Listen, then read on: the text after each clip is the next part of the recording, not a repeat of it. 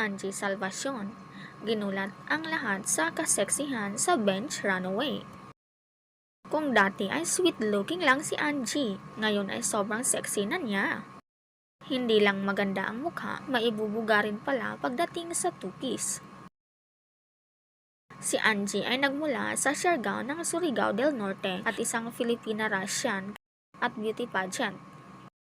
Bago pa man nakilala, siya ay sanay nang sumali sa singing contest. Naniwala ang kanyang ina na ito ang paraan upang mas lalong magkaroon ng tiwala sa kanyang sarili.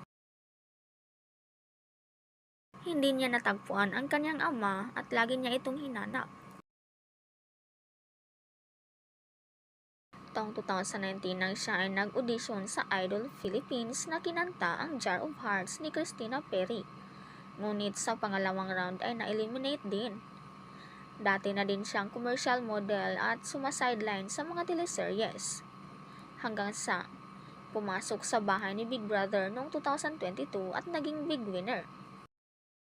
Sa kanyang paglabas ay nabigyan agad ng trabaho sa Asap Natin To at supporting role sa Linlang.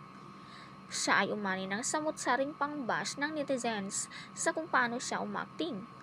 Ngunit nanatiling matatag sa kanyang pinasukang karera. Yun ay mas lalo na siyang tumapang na naging parte ng runway. Ikaw, ano masasabi mo dito?